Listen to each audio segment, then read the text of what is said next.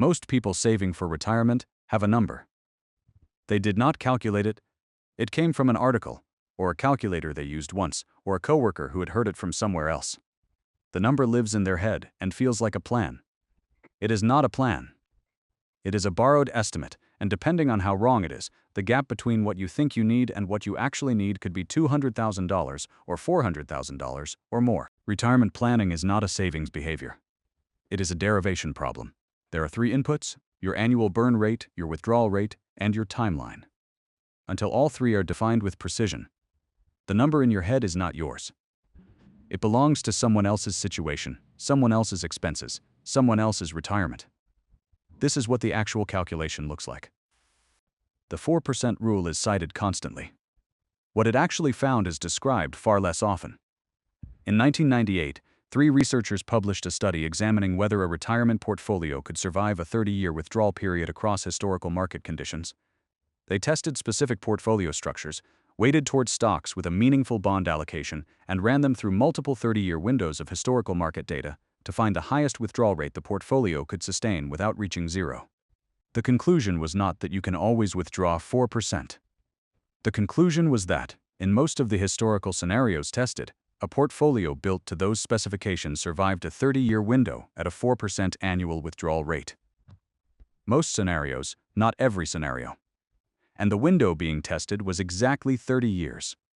That distinction matters more than most people realize.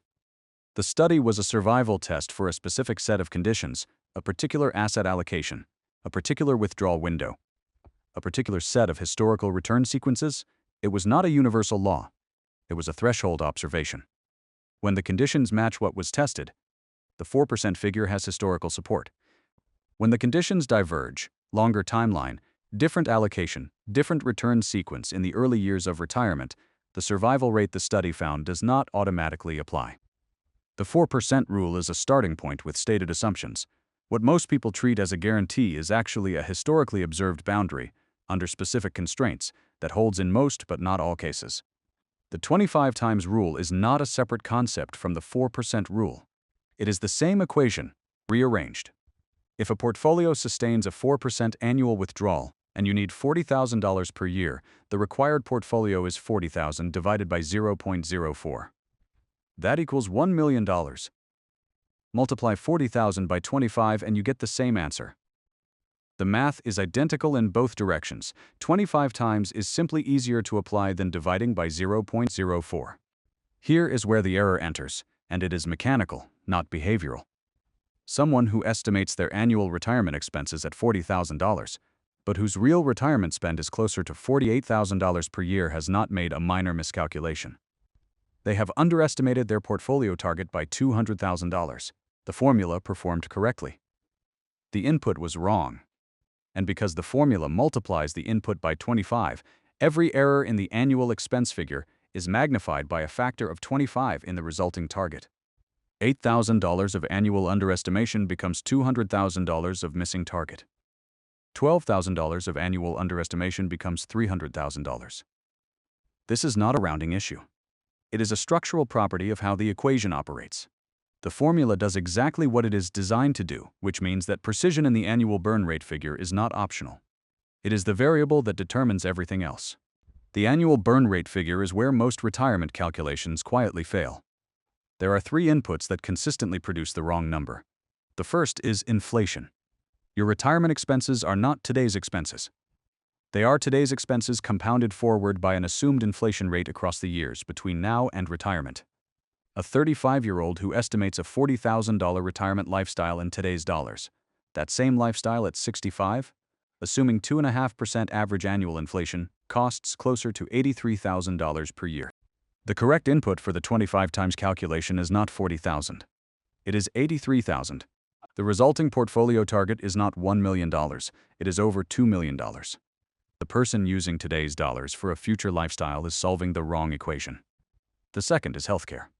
For people past 65, healthcare is consistently the largest unplanned expense category. It is also the one most commonly omitted from early retirement estimates entirely. Industry estimates for average healthcare costs in retirement run into the hundreds of thousands of dollars for a couple over a 20 to 30-year retirement span. That figure is not a line item in most early retirement plans. The third is lifestyle drift. Spending in the first decade of retirement is typically higher than projected, not lower.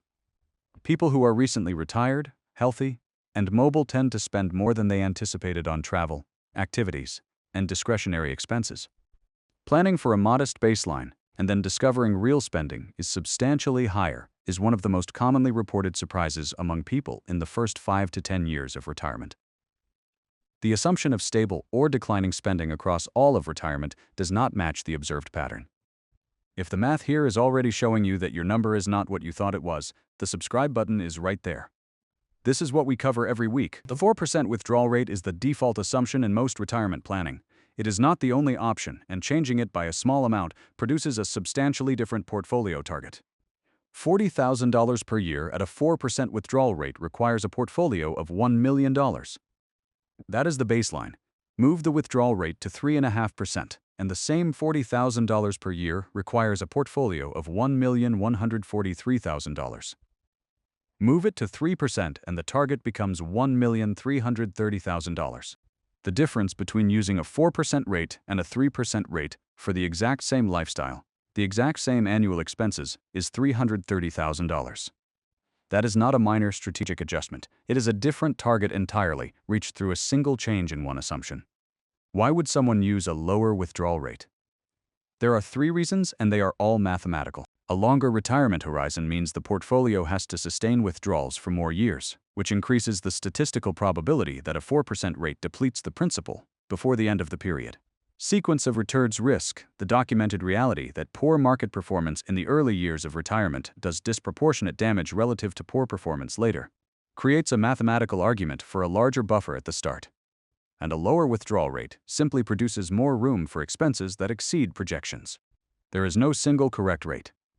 There is a rate that reflects your specific timeline, your allocation, and your margin requirements. Using 4% by default without examining those variables against your actual situation is not a calculation. It is an inherited assumption. The study that produced the 4% figure modeled 30-year retirement windows. A person retiring at 65 and living to 95 fits that model within roughly the range it tested. A person retiring at 55 does not. A 55-year-old planning for a 45-year retirement is operating with a window that the original research did not specifically test. Portfolio survival rate data on extended windows, 35 years, 40 years, 45 years, shows that the margin which exists at 30 years begins to compress as the window extends. The probability that a 4% withdrawal rate depletes the portfolio before the end of a 45-year period is meaningfully higher than it is for a 30-year period. The historical cushion shrinks. The mathematical response is a lower withdrawal rate. A lower withdrawal rate requires a higher portfolio target to support the same annual spend. A 55-year-old targeting early retirement, using a 3% withdrawal rate to account for the longer window, needs a portfolio of $1,330,000 to support $40,000 per year, not $1 million. The target is larger. The timeline is longer. Those two facts are directly connected. Early retirement is not about reaching the same number sooner. It is about reaching a larger number, derived from a lower withdrawal rate, sized for a longer timeline. Anyone who frames early retirement as a race toward a standard target has not accounted for the fact that the target itself changes when the assumptions change. The number you have been saving toward might be correct if you have defined your annual burn rate precisely adjusted for inflation, including healthcare costs and accounting for the spending patterns of your first decade of retirement, and if you have chosen a withdrawal rate that reflects your actual timeline, then your number is real and it belongs to your situation. If you have not done that calculation, you have an estimate built on assumptions you did not examine. The calculation itself takes roughly 15 minutes with a spreadsheet. Most people who have been contributing to a retirement account for years have never done it. Now you know what the calculation actually requires.